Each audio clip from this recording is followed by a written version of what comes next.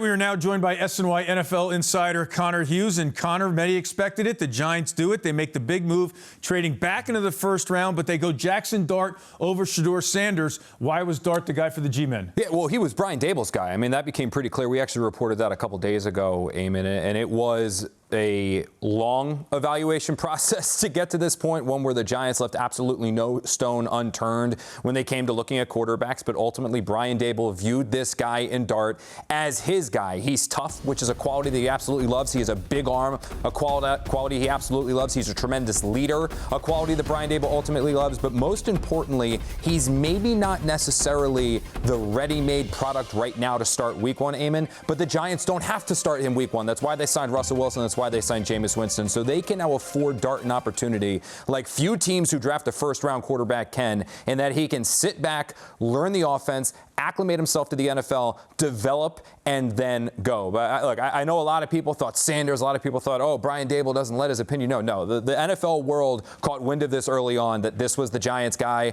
and Thursday night the Giants went out and got their guy. And the Giants have had plenty of success historically with Ole Miss quarterbacks, so they're hoping that continues with Dart. All right, now to the number 3 overall pick. They go with Abdul Carter. How does he fit in on a defense already loaded with pass rushers? For the first time in a very long time, Eamon, the Giants have an identity. This is going to be a team that is led by their defense. This is a team that's going to be led specifically by their defensive line. Also, don't forget those secondary additions that the Giants made in Paulson Adebo and Javon Holland. Those are going to first force quarterbacks to hitch a little bit. And now the Giants have the ability with that front to attack.